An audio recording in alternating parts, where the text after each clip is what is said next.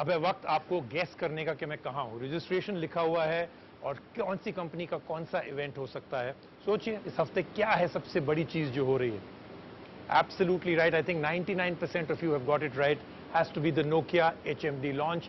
Nokia का relaunch here in India and globally. क्या announce करेंगे, कौन से प्राइसेस पे आएंगे, कितने फोन लॉन्च करेंगे, क्या सारे एंड्रॉयड फोन्स हैं, कुछ एक्सेसरीज के भी रूमर्स हैं। अब वो सारी चीजें जो आप सुन रहे थे इतने सारे दिनों से, उनको एक तरफ कर दीजिए क्योंकि the truth is about to be told. Let's start cell Guru.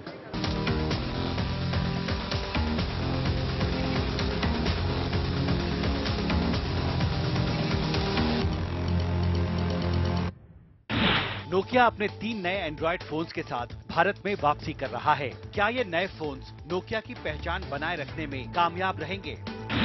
HTC Bharat में लेकर आया है एक खास फोन जो स्क्वीजेबल है और इसकी कीमत 51,990 रुपए है। और सैमसंग ने भी भारत में लॉन्च किए 2 नए फोन्स J7 Max और J7 Pro। तो अभी इवेंट शुरू नहीं हुआ है नोकिया का। मैं स्टेज पे आ गया हूं देखने की क्या है स्टेज, क्या है स्क्रीन। लेकिन अब नोकिया के जो लोग हैं वो अपनी अनाउंसमेंट्स करने के लिए स्टेज पे आने वाले हैं, तो मैं यहां से खिसक जाता हूं। लेकिन उससे पहले आपको थोड़ी सी न्यूज दिखा देता हूं। जी हां, न्यूज थी नोकिया के अलावा। HTC एक बार फिर प्रीमियम सेगमेंट में वापसी कर रहा है और इस बार लेकर आया है एक ऐसा फोन जो स्क्वीजेबल है। फोन का नाम है HTC U11। इससे पहले भी ताइवान से हमने आपको इस फोन के बारे में दिखाया था जब ये लॉन्च हुआ था। अब ये भारत में भी आ चुका है और इसकी कीमत है 51,990 रुपए। फोन की सबसे बड़ी खासियत ये है इसका एज सेंस फीचर जो फोन को स्क्वीज करने पर काम करता है। HTC U11 में है 6GB रैम और 128GB का internal storage. Liquid surface design की वजह से फोन काफी अच्छा दिखता है। जल्द ही सेल गुरु पर हम इस फोन को रिव्यू करेंगे।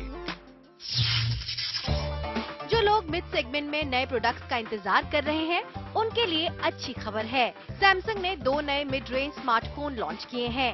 J7 Pro जिसकी कीमत 20,900 रुपए और Galaxy J7 Max जिसकी कीमत 17,900 रुपए है। Galaxy J7 Max की स्क्रीन बड़ी है। इसमें 5.7 इंच की full HD display, 4GB RAM और 32GB इंटरनल स्टोरेज है। वहीं J7 Pro में 5.5 इंच की full HD display, octa core Exynos processor और 3GB रैम है। इस फोन में 64GB इंटरनल स्टोरेज है जिसे 256GB तक बढ़ाया जा सकता है। दोनों फोन्स में 13 मेगापिक्सल बैक कैमरा और फ्रंट कैमरा है। जल्द ही सेल गुरु पर हम इन दोनों फोन्स का रिव्यू करेंगे। एरिक्सन ने अपना एरिक्सन मोबिलिटी रिपोर्ट 2017 रिलीज कर दिया है, जिसमें खास ट्रेंड और मोबाइल ट्रैफिक, सब्सक्रिप्शन, कंज्यूमर और भारत में टेक्नोलॉजी का फोरकास्ट शामिल है। इस रिपोर्ट में भारत में प्रति स्मार्टफोन डेटा ट्रैफिक पर फोकस किया गया है। 2022 तक ये डेटा ट्रैफिक 11GB प्रति माह तक पहुंच जाएगा। रिपोर्ट के मुताबिक 2022 तक वर्ल्ड सब्सक्रिप्शन 4.6 अरब तक पहुंच जाएगा। 2022 तक 50 करोड़ से ज्यादा 5G सब्सक्रिप्शन एक्टिवेट होने की उम्मीद है। इसलिए ऐसा माना जा रहा है कि 5G दुनिया की 15% जनसंख्या इस्तेमाल करेगी।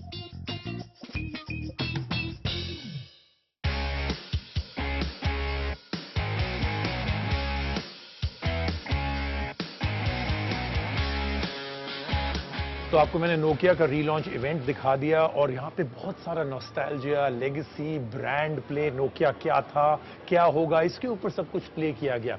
लेकिन इवेंचुअली ये सब चीजें एक साइड पे हो जाती हैं क्योंकि फाइनली जो मैटर करता है वो है उनके प्रोडक्ट्स।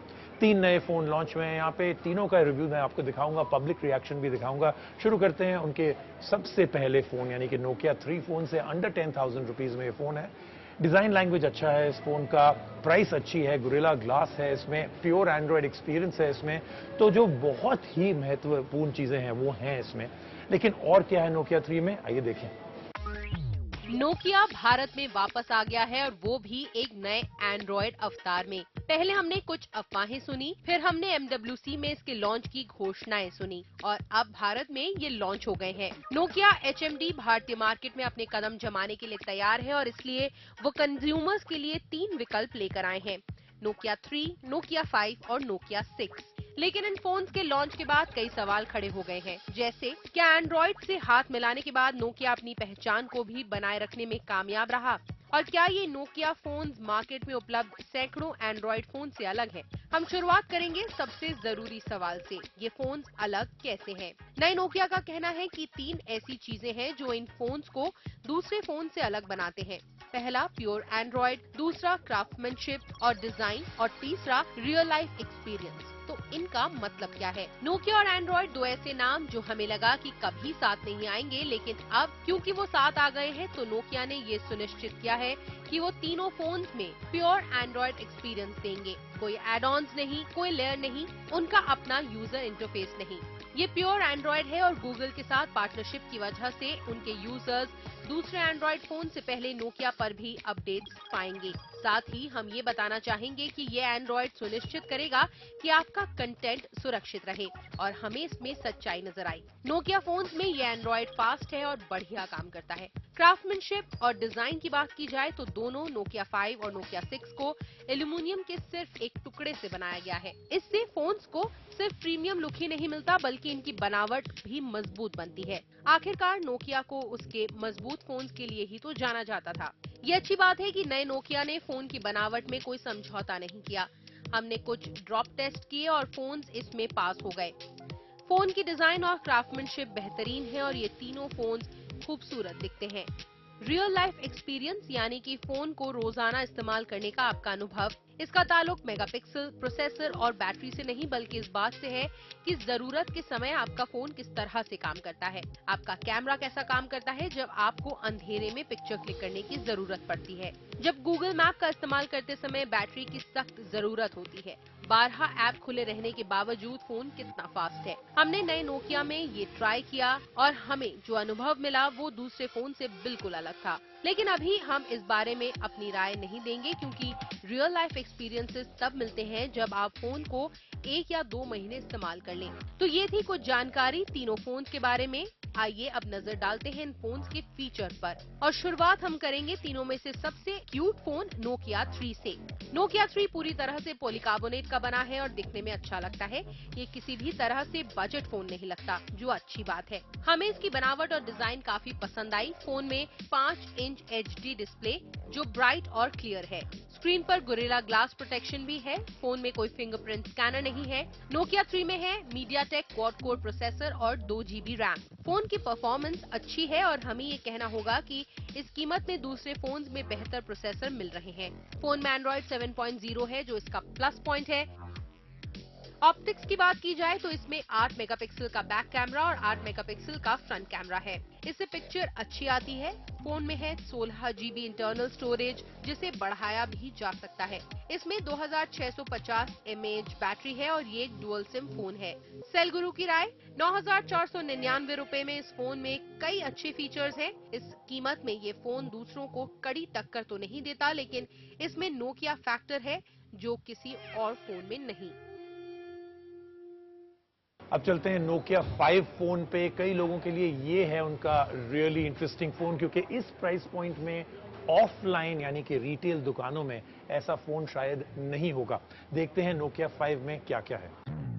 नोकिया 5 तीनों में से सबसे ज्यादा दिलचस्प प्रोडक्ट है। नोकिया 3 और नोकिया 6 के बीच ये फोन अपनी बेहतर जगह बनाने में कामयाब रहा। इस फोन को एल्यूमिनियम के सिर्फ एक टुकड़े से डिजाइन किया और बनाया गया है। नोकिया 5 की बनावट बहुत ही प्रीमियम है और इसकी कीमत 12,899 रुपए है। फोन में है 5.2 इंच की HD डिस्प्ले। हालांकि ये डिस्प्ले अच्छी है, लेकिन हम इसमें HD स्क्रीन की उम्मीद करते हैं। इसमें फ्रंट में फिंगरप्रिंट स्कैनर है। नोकिया 5 में स्नैपड्रैगन 420 ऑक्टा कोर प्रोसेसर और 2 GB रैम है।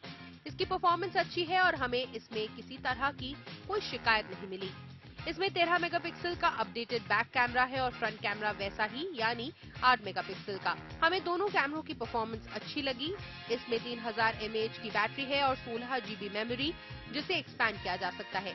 सेल गुरु की राय, 12,899 की कीमत में नोकिया 5 अच्छा है। हाँ, शाओमी और मोटो के साथ इसका कड़ा मुकाबला जरूर है, लेकिन नोकिया 5 अपने लुक्स और एंड्रॉइड परफॉर्मेंस के लिहाज से अच्छा विकल्प हो सकता है।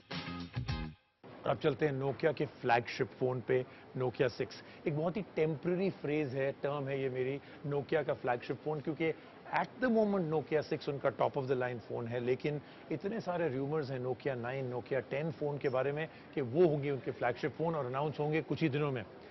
बहुत इंटरेस्टिंग स्ट्रैटेजी भी ली है यहाँ पे नोकिया ने। नोकिया 3 और नोकिया 5 हैं उनके ऑफलाइन फ़ोन, लेकिन ऑनलाइन एक बहुत ही अग्रेसिव, बहुत कंपेटिटिव मार्केट होती है और नोकिया ने भी प्राइस रखी है बहुत अग्रेसिव। तकरीबन 14,000 रुपए में अमेजॉन एक्सक्लूसिव है उनका नोकिया 6 फ़ोन। देखते हैं उसमें क्या क्या है, कंपेयर करते हैं ऑनलाइन इस प्राइस में और क्या ब्रांड्स हैं, कौन से फ़ोन्स हैं।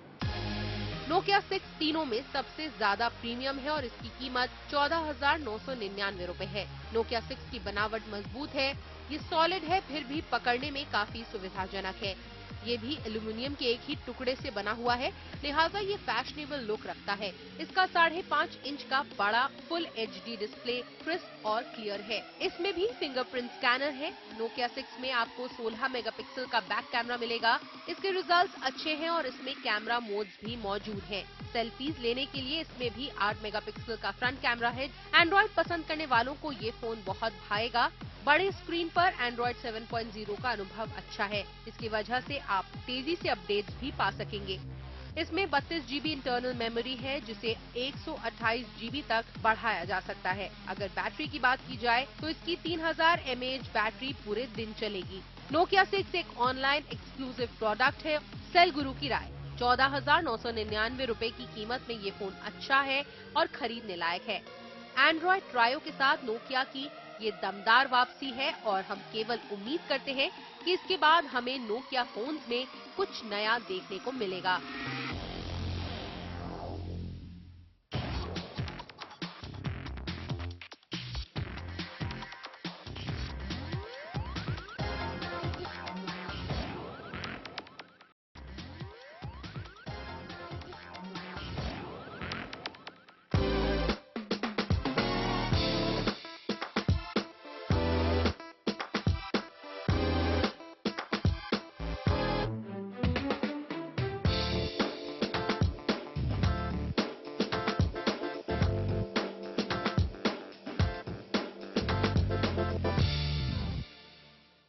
Just squeeze it. ये सुनने में थोड़ा अजीब लग रहा है, लेकिन ऐसा पहली बार होगा कि आप अपने फोन को स्क्वीज करेंगे और फोन रिएक्ट करेगा। कुछ नया करने में HTC हमेशा आगे रहा है।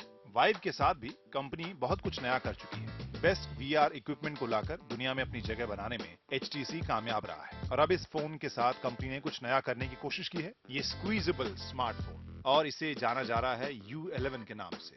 लेकिन HTC के लिए बाजार में अपनी खोई हुई जगह वापस पाने के लिए क्या ये फोन एक ट्रम्प कार्ड साबित होगा, या फिर सिर्फ बेहतरीन चर्चा के साथ ये कंपनी का एक और फ्लैगशिप है। जी हाँ, हमने कहा ये स्क्वीजेबल है, तो चलिए पहले हम आपको इसके बारे में और ज्यादा बताते हैं। इसमें है एज सेंस, और हमारे हिसाब से ये गजब है क्योंकि ये बहुत ही अच्छी तरह काम करता है। अगर आप फोन का निचला आधा हिस्सा दबाते हैं तो कैमरा खुल जाता है। जब आप फिर से इसे हल्के से दबाएंगे तो इससे तस्वीर खींचने लगेगी, और इसे जोर से दबाने पर कैमरा स्वैप हो जाता है। अगर आप होम स्क्रीन की तरफ से इसे जोर से दबाएंगे तो इस फोन में गूगल असिस्टेंट खुल जाएगा।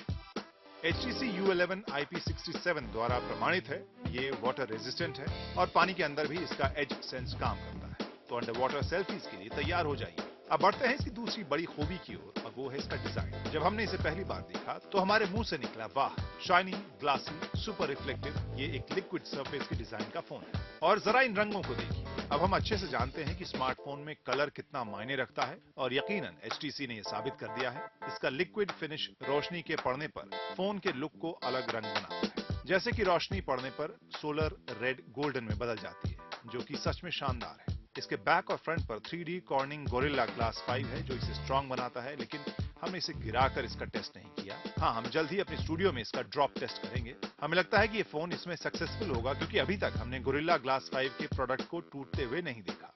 लेकिन क्योंकि ये बेजल लेस नहीं है, इसलिए हमें थोड़ी निराशा हुई। हम ये नहीं कह रहे कि इसके बेजल थिक हैं, लेकिन ऐसा भी नहीं कि ये दिखाई न दे। इसमें 3.5 mm का जैक नहीं है, पर USB Type C के अडेप्टर के साथ आता है। एक और चीज है जो इस फोन के बॉक्स में हमें बहुत पसंद आई, वो है यूसोनिक हेडफोन्स जो नॉइज कैंसिलेशन की खूबी रखते हैं और बहुत शानदार साउंड देते हैं। इन हेडफोन्स के साथ DAC यानी डिजिटल एनालॉग कन्वर्टर भी बिल्ट इन है। QHD रेजोल्यूशन के साथ इसमें 5.5 इंच की स्क्रीन है। होम बटन के साथ इसमें फिंगरप्रिंट स्कैनर है। ऑप्टिक्स की बात करें तो डुअल कैमरा के ट्रेंड से अलग हटकर HTC में है 12 मेगापिक्सल का सिंगल कैमरा लेंस, लेकिन 1.7 की फोकल लेंथ और 1.4 माइक्रोन पिक्सल साइज के साथ इसको अच्छा बनाता है। इसकी रेटिंग गूगल पिक्सल और आईफोन के मुकाबले भी कहीं ज्यादा रही है। हम जल्द ही शूट आउट में इसकी परख करेंगे।